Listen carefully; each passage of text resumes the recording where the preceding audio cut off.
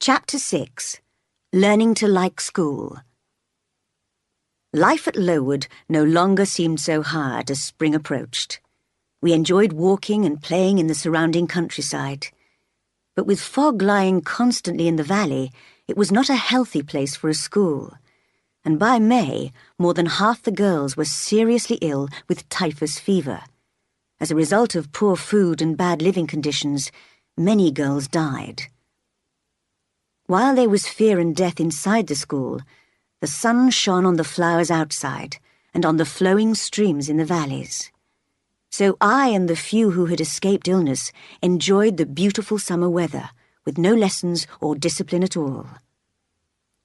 Helen Burns could not come walking with me because she was ill, not with typhus, but with tuberculosis.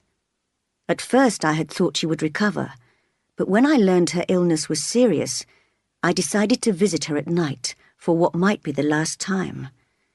I found her lying in bed, looking pale and weak. "You've come to say goodbye," she whispered, coughing.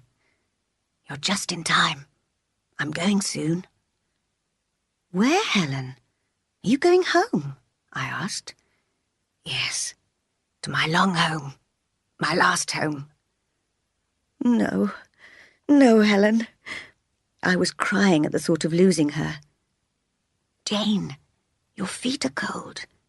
Lie down with me and cover them with my blanket." I did so. "I'm happy, Jane," she continued. "You mustn't cry.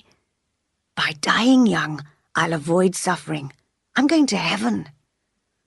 "Does heaven really exist?" I asked. "Yes, I'm sure of it. I'm sure our souls go there when we die," she answered firmly. "Will I see you again, Helen, when I die?" "Yes, you will go to heaven too, Jane." I could not quite believe that heaven existed, and I held tightly to Helen. I did not want to let her go. We kissed goodnight and fell asleep.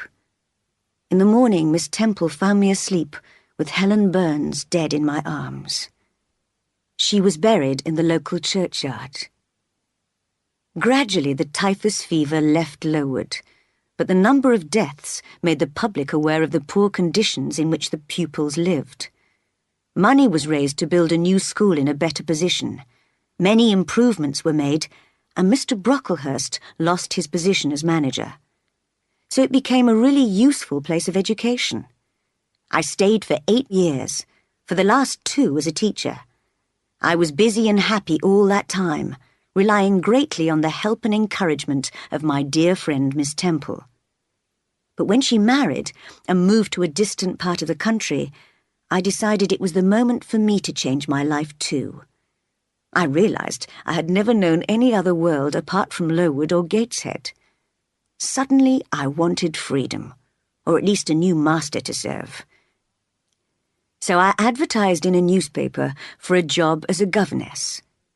When I received an answer from a Mrs. Fairfax, who wanted a governess for a girl under 10 years old, I accepted, with the permission of the new headmistress of Lowood.